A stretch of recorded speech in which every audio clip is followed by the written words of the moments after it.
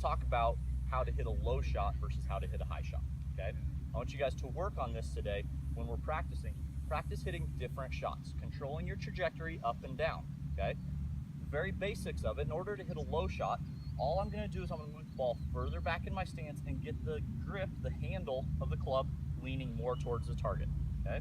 If I put that ball back in my stance and the grip stays up here, the ball will come out nice and low and release, okay? Now, if I want to get the ball up in the air, let's say I've got to go over a bunker and I can't hit it that low, okay?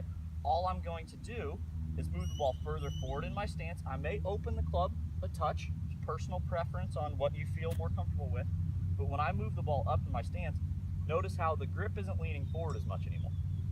What's that do to the club face? Adds loft. So when the club comes through, that ball goes much higher, lands softer, and doesn't roll as much. So I want to talk to you about how to read a lie. It's so important when we're hitting wedge shots and chip shots around that we're able to read the lie of the ball, okay? For instance, right here, not a whole lot of grass. So if this ball's sitting down in this dead grass, you don't have any cushion under that ball, do you? You're gonna have to hit that ball very clean. So you're gonna have to understand that you're gonna have to catch the ball first. If the ball is teed up like this, right here, you don't have to be as steeply down onto it, right?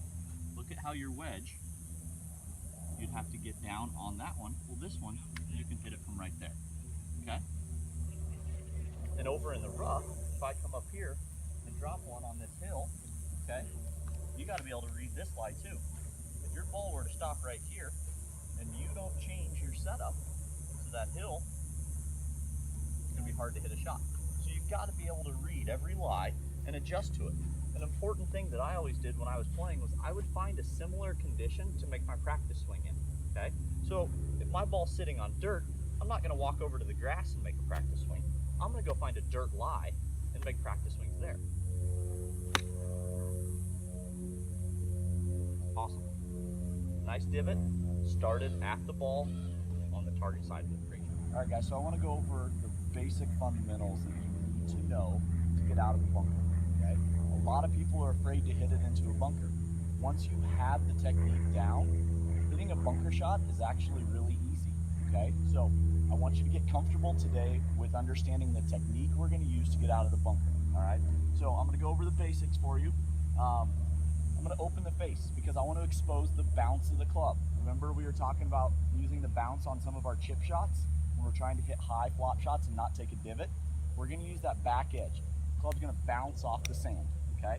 So when I get into this, I'm gonna get set up, my feet are gonna be pretty wide, and then I'm gonna open the face and then take my grip, okay? From there, I'm just gonna swing the club up and back, right? There's not a whole lot of turn going on. I'm just trying to thump the sand, okay? When I hit this, I want you to watch where does the sand go when I hit the bunker shot.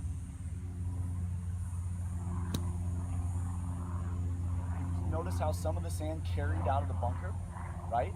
All I'm trying to do, I'm not making contact with the ball at any point. I'm just trying to get that ball, thump the sand and throw the ball up onto the green, okay?